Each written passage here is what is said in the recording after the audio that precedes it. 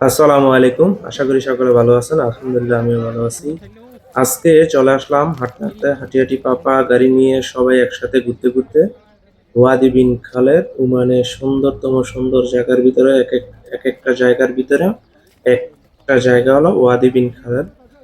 দেখার মতো চোখ জুড়ানো অনেক দৃশ্য এখানে পাওয়া গেছে, যে দৃশ্যগুলো আশা করি সামনে আপনাদের সাথে শেয়ার করতে পারবো বা দেখতে পারবেন এই ভিডিওর ভিতরেই। তাহলে দেখতে থাকেন আর শুনতে থাকেন।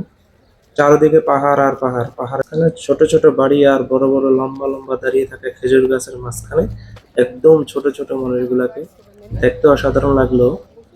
কিন্তু এর চেয়ে বেশি অসাধারণ জায়গা হলো খেজুর গাছগুলার পাতাগুলা দেখার পরে আমি ভাবছিলাম যে এটা পানি বা ভিজা। তারপরে ভালো করে লক্ষ্য করে দেখলাম যে খেজুর গাছগুলাতে যে রৌদ্রটা পড়ে, রৌদ্রের কারণে এরকম হয়েছে খেজুর গাছের পাতাগুলা একদম দেখতে পানির মতো লাগে, দেখতে অনেকটা পানির মতো লাগে। দৃশ্যটা আমার কাছে অনেকটাই অসাধারণ লাগছে। এর কারণ হলো এটা যে চোখের দেখাটাকেও ভুল প্রমাণ করতেছে এই জায়গাটার দৃশ্য বা সৌন্দর্যটা। যা আমি চোখে দেখতেছি যে এই খেজুর গাছের পানিগুলা বা পাতাটা ভিজা রয়েছে, কিন্তু কাছে যাওয়ার পরে দেখতে পাচ্ছি কি খেজুর গাছের রৌদ্র পরে পাতাটা এত চকচক করতেছে যাতে পানিগুলো পড়তেছে টপটপ করে, এরকম বোঝা যাইতেছে। তাহলে এবার বুঝতেই পারতেছেন কত সুন্দর জায়গা আর কত চোখ ধাঁধানো একটা সৌন্দর্য এখানে লুকিয়ে আছে। তারপরে কিছু দূর হাঁটতে হাঁটতে একটু সামনে যেতে যেতে দেখলাম যে আমাদের সেই কাঙ্ক্ষিত জায়গাটা, যেই জায়গাটা আমরা একাধিক ভিডিওগুলোর ভিতরে দেখতে পাইছি বা একাধিক ভিডিওগুলোতে আমরা দেখিয়ে থাকি, অনেক লোকজন আর লোকজনের সমাহারের ভিতরে এই একটা সুন্দর একটা দৃশ্য লুকিয়ে আছে। সেই দৃশ্যটা কি এখনই আপনাদের সাথে শেয়ার করব। কিন্তু এত উঁচু উঁচু পাহাড়গুলো দেখার পরে নিজেরে কিরকম যেন একটা ফিল আসলো, যেমন বাংলাদেশে আছি বা বাংলাদেশে একটা ফিল আছে।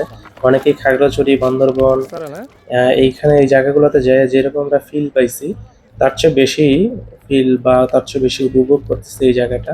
যে চারদিকে খেজুর গাছে ভরা, মাঝে মাঝে দিয়ে একটা বড়ি গাছ, তার ভিতরে পাহাড়ি ঝর্ণা, তার ভিতরে চারপাশে পাহাড়, পাহাড়ের ভিতরে এত ছোট্ট একটা পুকুর, একদম বাংলাদেশের পুকুরের মতোই, সুইমিং পুলও বলা যেতে পারে। আর এটাতে একাধিক মানুষ গোসল করতেছে। আমরাও লোভ সামলাইতে পারি নাই, কিন্তু কিছুক্ষণ পরেই নেমে যাব হয়তো এই পানিটাতে। তারও একটা ভিডিও অবশ্যই আসবে পানিতে গোসল করতে কিরকম লাগে, বা পানির এই অসাধারণ একটা চমৎকার আইডিয়াটা হলো এরকম যে সমুদ্রের পানিগুলো অনেক লবণাক্ত থাকে আর পাহাড়ি ঝর্ণার পানিগুলো মোটামুটি ইয়ে থাকে, কিন্তু এটা একদমই মিঠা পানি, যেটা একদম অবিশ্বাস্য একটা। পাহাড় থেকে নেমে আসা পানিটা অনেক মিঠা পানি, একদমই ইজিলি গোসল করা যায়। আর গোসল করতেও অনেকটা ভালো লাগছে, তেমন কটা না, অনেকটাই ভালো।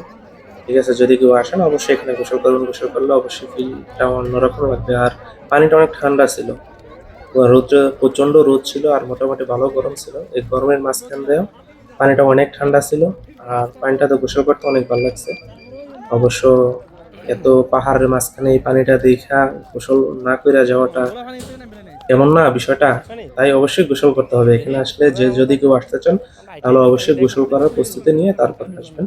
আর এখানে ছোট ছোট বাড়িঘর, ছোট ছোট বাড়িগুলার মাঝে যে পাহাড়ের ছোট ছোট বাড়িগুলোর মাঝে আমরা এখন হাঁটতেছি আর কি।